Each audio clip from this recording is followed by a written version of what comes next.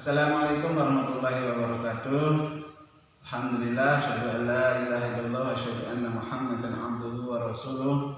Allahumma sholli ala sayyidina Muhammad wa ala ali sayyidina Muhammad. Alhamdulillah, pada hari ini, di hari yang ke-5 bulan suci Ramadan tahun ini, alhamdulillah kami keluarga besar SMA Negeri 1 Damansari dengan lancar melaksanakan ibadah puasa. Saya harapkan pada seluruh siswa kelas 10 dan kelas 11 juga melaksanakan ibadah puasa dengan lancar dan baik. Anak-anakku sekalian kelas 10 dan kelas 11, seperti kita ketahui bersama bahwa Ramadan tahun ini merupakan Ramadan yang berbeda dari tahun-tahun sebelumnya. Ramadan tahun ini kita diuji oleh Allah Subhanahu wa Ta'ala dengan mewabahnya virus corona atau COVID-19. Karena itu pesan dari Bapak sebelum menyampaikan materi pada kegiatan hari ini, yaitu adalah kita bersama-sama memenuhi anjuran daripada pemerintah dalam rangka pencegahan penyebaran virus corona, yaitu stay at home atau tinggal di rumah dengan tidak melakukan aktivitas kemana-mana, menjaga kesehatan. Kalaupun harus pergi ke rumah, maka penuhilah protokol yang ada yang dianjurkan oleh pemerintah. Di antaranya adalah selalu menggunakan masker dan menggunakan hand sanitizer dan mencuci tangan. Anak-anak sekalian, berdasarkan firman Allah Subhanahu wa Ta'ala di surat Al-Baqarah ayat 183 yang berbunyi, A'udzubillahi minasyaitonirrajim. Bismillahirrahmanirrahim. Ya ayyuhalladzina amanu kutiba 'alaikumusiyam kama kutiba 'alal ladzina min qablikum la'allakum tattaqun. Yang artinya, wahai orang-orang yang beriman, diwajibkan atas kamu berpuasa sebagaimana telah wajibkan atas orang-orang sebelum kamu, agar kalian menjadi orang yang bertakwa. Anak-anak sekalian, inilah dasar daripada pelaksanaan ibadah puasa setiap tahunnya. Dalam ayat ini Allah Subhanahu wa Ta'ala sangat memuliakan orang-orang yang beriman dengan panggilan ya ayyuhalladzina amanu, wahai orang-orang yang beriman. Ini subhanallah sangat indah sekali Allah memanggil. Tolong anak sekalian jangan disalahartikan kata hai orang yang beriman dan menjadi hai juga. Tidak demikian. Tapi ini adalah panggilan Allah Subhanahu wa Ta'ala khusus untuk orang-orang yang beriman. Allah tidak menggunakan ya ayyuhan nasu, ya ayyuhal islamu, tapi menggunakan ya ayyuhalladzina amanu. Ibarat kata kita seandainya diibaratkan kita sedang duduk di teras rumah. Tiba-tiba ada 3 orang lewat depan rumah kita penjualan, satu jualan soto, satu jualan mie ayam, satu jualan bakso. Kita memanggil salah satunya, wahai tukang bakso, sini kemari, berhentilah. Kira-kira yang merasa tukang bakso dia akan berhenti, sementara yang merasa tukang mie ayam, tukang soto dia akan lanjutkan perjalanannya. Artinya apa? Ketika kita merasakan beriman, ketika kita merasa orang yang beriman, maka pasti akan terpanggil melaksanakan panggilan dari Allah tersebut, yaitu untuk melaksanakan ibadah puasa atau ibadah saum. Ya ayyuhalladzina kutiba 'alaikumusiyam, diwajibkan atas kalian untuk berpuasa. Berarti puasa itu hukumnya adalah wajib. Tahu wajib kita bahwa ketika tinggalkan mendapatkan dosa, ketika kita akan mendapat pahala. Kutiba 'alaikumusiyam kama kutiba 'alal ladzina min qablikum, sebagaimana telah diwajibkan atas orang-orang sebelum kalian. Jadi puasa itu sudah ada sebelum umat kita, umat Nabi Muhammad SAW. Umat-umat terdahulu sebelumnya juga sudah ada namanya puasa, tetapi mungkin syariatnya yang berbeda. Kalau kita mengikuti syariat Rasulullah SAW, maka puasanya adalah puasa seperti ini, yaitu terbit fajar sampai menjelangnya, sampai tenggelamnya matahari. Itu yang disyariatkan oleh Rasulullah SAW. Kemudian ending daripada ayat tersebut adalah la'allakum tattaqun, yaitu agar kalian menjadi orang-orang yang bertakwa. Jadi Allah Subhanahu wa taala memberikan jalan, memberikan sarana, ya, yaitu untuk menjadi orang bertakwa adalah dengan berpuasa Ramadan. Karena apa? Allah sedang akan mengangkat derajat kita umat Islam. Inna akramakum indallahi atqakum. Bahwa sungguhnya orang yang paling mulia di sisi Allah adalah orang yang paling bertakwa. Anak-anakku sekalian yang dirahmati Allah Subhanahu wa taala, ending daripada orang yang bertakwa, maka di dalam surat Al-Baqarah surat kedua ayat ke-2 sampai 3 bahwa ada beberapa ciri daripada orang-orang yang bertakwa. A'udzubillahi minasyaitonir rajim. Bismillahirrahmanirrahim. Alif lam mim. Dzalikal kitabul la raiba fihi hudal lil muttaqin. Kitab ini diturunkan pada orang-orang tidak ada keraguan di dalamnya, yaitu petunjuk bagi orang-orang yang bertakwa. Apa aja yang bertakwa? Yaitu satu, alladzina yu'minuna bil ghaib, yaitu orang-orang yang beriman pada yang gaib, itu cara bertakwa. Kemudian yang dua, yuqimunas shalah, yaitu mengerjakan salat. Wa mimma razaqnahum yunfiqun, yang ketiga adalah menafkahkan sebagian harta yang diberikan Allah Subhanahu wa taala. Yang keempat, walladzina yu'minuna bima unzila ilaika, mengimani pada kitab-kitab terdahulu. Ya, kitab terdahulu ada kitab Zabur, kitab Taurat, kitab Injil, dan yang adalah Al-Qur'an. Kita wajib beriman pada kitab terdahulu. Kemudian yang terakhir adalah kepada hari akhir, yaitu kita yakin bahwa hari akhir, hari kiamat, dari pembalasan pasti ada.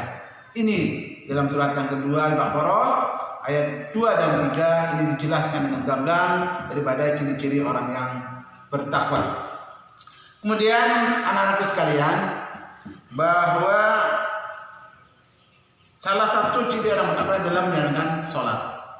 Dalam hal ini Bapak akan bahas tentang sholat, ya, karena sholat merupakan kewajiban daripada orang-orang yang beriman. Kayak anak-anakku sekalian, berkaitan dengan sholat, bahwa sholat yang kita jalankan dan disyariatkan di umat Islam itu adalah yang wajib adalah 5 waktu sehari, yaitu subuh, zuhur, asar, maghrib, dan isya. Kita tahu semuanya dari kecil, sejak SD, TK, bahkan sudah diajarkan bahwa sholat adalah hukumnya wajib. Arti daripada wajib adalah suatu perkara yang jika dikerjakan mendapatkan pahala dan jika ditinggalkan dapat dosa. Oleh karena itu, anak-anak sekalian, hendaknya dalam keadaan apapun jangan pernah tinggalkan sholat, kecuali yang uzur, kayak perempuan misalnya lagi haid, ya, misalnya lagi perempuan habis melahirkan. Nah, terutama untuk laki-laki tidak ada yang namanya uzur. Sholat itu wajib, baik dalam perjalanan pun, sedang sakit pun, sampai ketika sakit tidak bisa berdiri, ya bisa dengan duduk, bisa dengan terlentang atau terbaring tiduran. Nah, itu artinya begitu pentingnya sholat sangat diutamakan sekali. Anak-anakku sekalian, berkaitan dengan sholat ada beberapa keutamaan, manfaat buat kita. Kenapa sholat Allah sangat anjurkan sekali? Karena ternyata sholat itu di dalam surat ke-29, surat Al-Ankabut ayat ke-29 juga, bahwa sholat itu ternyata satu bisa mencegah perbuatan yang keji dan mungkar. Ya, sholat, inna sholata tanha 'anil fahsya'i wal munkar. Bahwa sholat itu adalah salah satu utamanya bisa mencegah si pelakunya atau orang yang mengerjakan sholat adalah dari perbuatan keji dan mungkar. Adapun STMJ mungkin sholat terus maksiat jalan, itu tidak berarti sholatnya yang salah. Tidak berarti sholatnya yang harus disalahkan, karena tadi ayat tadi mengatakan bahwa sholat mencegah perbuatan keji dan mungkar. tapi mungkin pelaksanaan dari sholat yang belum benar. Ya, pelaksanaan sholatnya, aplikasi di lapangan ketika sholat, nilai-nilai sholat tidak dilaksanakan dalam kehidupan bermasyarakat, maka pelaku perbuatan mungkar bisa jadi orang yang sholat seperti itu. Kemudian yang kedua, sholat merupakan sarana yang diberikan oleh Allah sebagai meminta pertolongan. Ya, kita lihat di surat kedua surat Al-Baqarah, kalau tidak salah di ayat 45 Allah mengatakan wasta'in a'udzu billahi minasyaitonir rajim wasta'inu bis-sabri was-shalah. Mintalah kalian pertolongan pada Allah dengan sabar dan salat. Nah, ini artinya apa? Salat merupakan sarana, wasilah untuk meminta pertolongan pada Allah Subhanahu wa taala. Makanya jangan harap enggak usah minta pertolongan pada yang lain, cukuplah Allah sebagai tempat kita meminta. Iyyaka na'budu wa iyyaka nasta'in. Hanya pada Allah kita meminta, hanya pada Allah kita mohon pertolongan. Hanya pada Allah kami sembah dan hanya pada Allah kita mohon pertolongan. Kemudian anak sekalian, yang ketiga daripada sholat itu kedepannya adalah merupakan amaliyah yang pertama kali dihisab. Pertama kali dihisab oleh Allah Subhanahu wa taala. Ketika Allah menghisab, begitu mudah lihat sholatnya. Ketika sholatnya bagus, maka semua amalannya akan bagus. Tapi ketika sholatnya buruk, ketika sholatnya jelek, maka semua amalnya juga jelek. Kemudian dalam hadis dijelaskan bahwa sholat merupakan adalah tiang agama. Ya, as-sholatu imaduddin.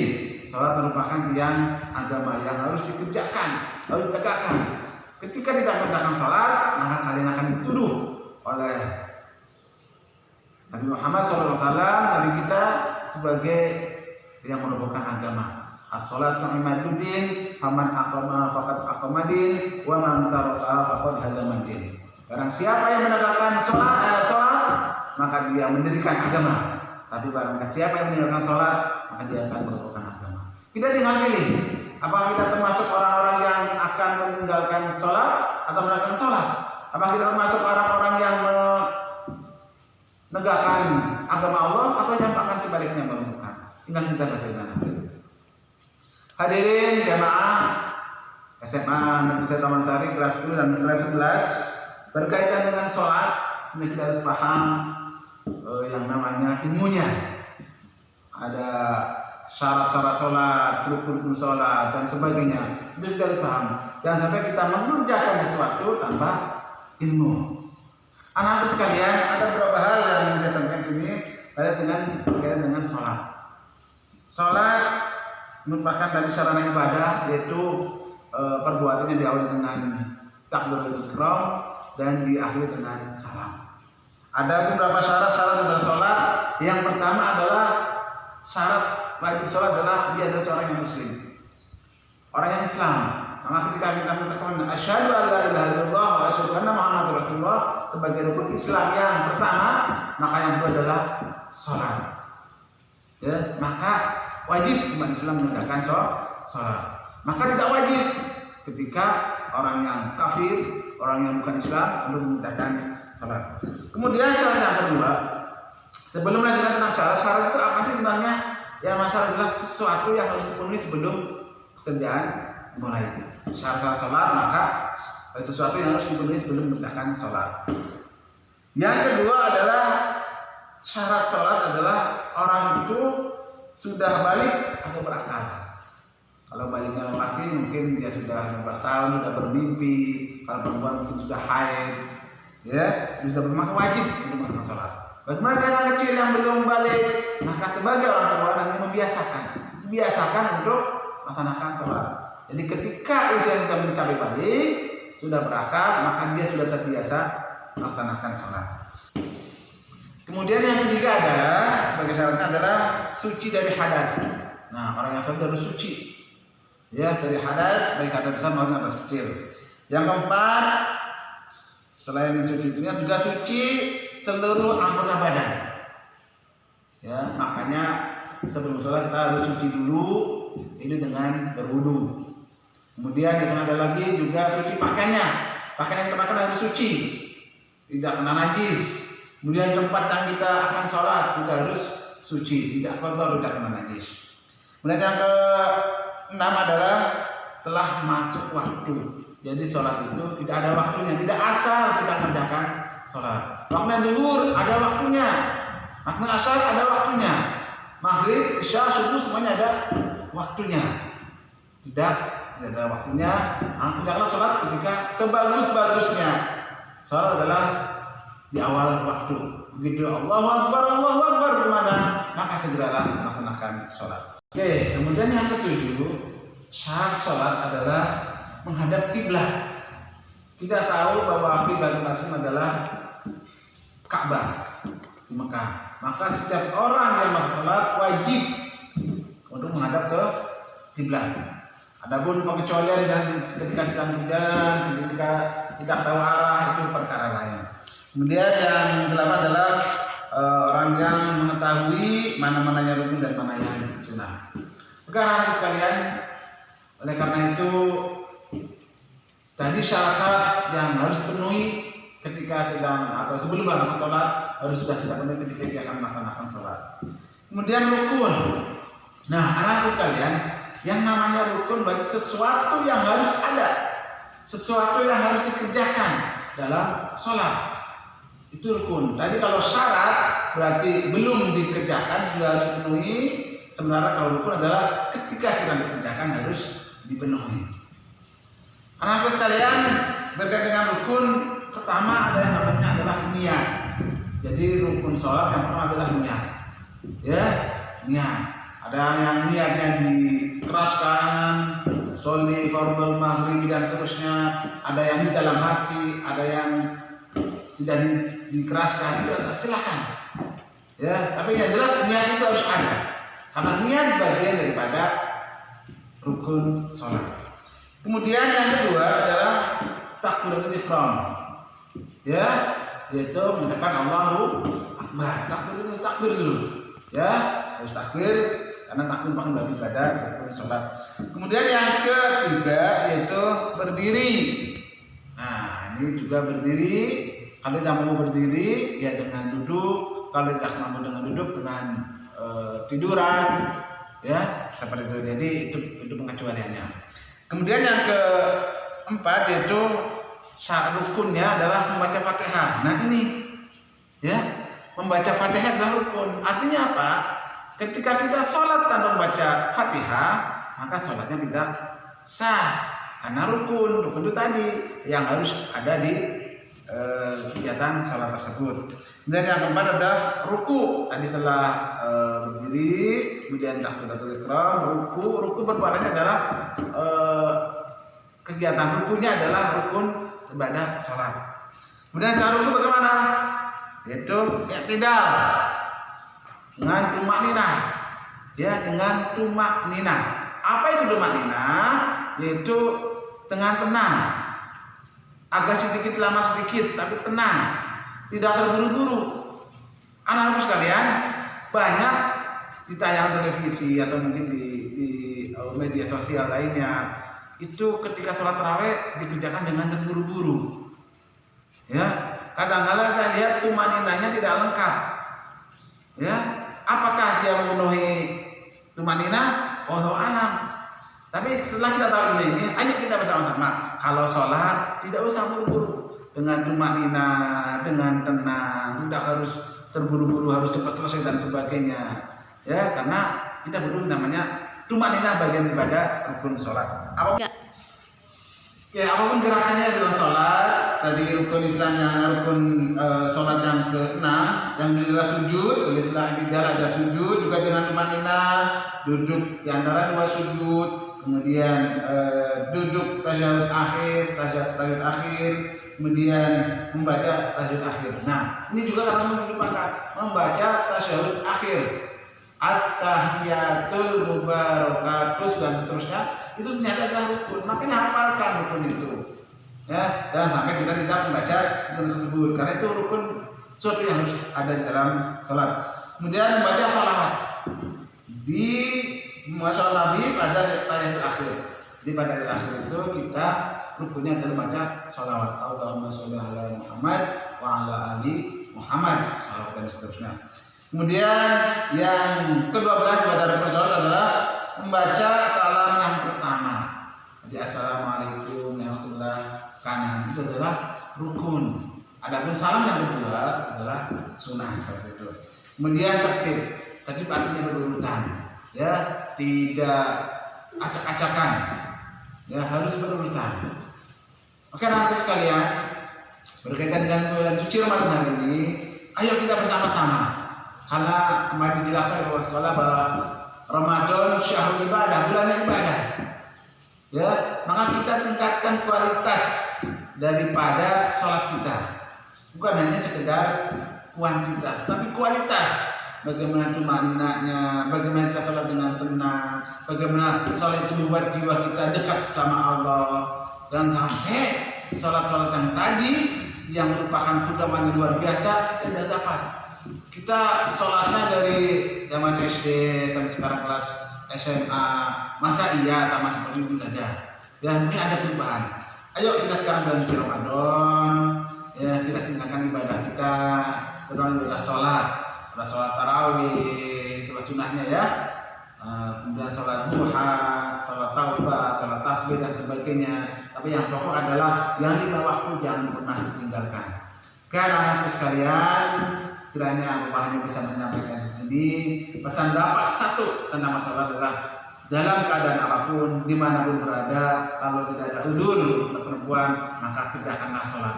Jangan pernah tinggalkan sholat. Walaupun sikap kalian belum bagus, walaupun kalian belum bisa buat baik, maka sholat insya Allah dengan mengerjakan sholat itulah yang akan menuntun kalian menjadi orang yang lebih baik. Terima kasih. Mohon maaf apabila ada kekurangan. Wabillahi taufiq wal hidayah. Assalamualaikum warahmatullahi wabarakatuh.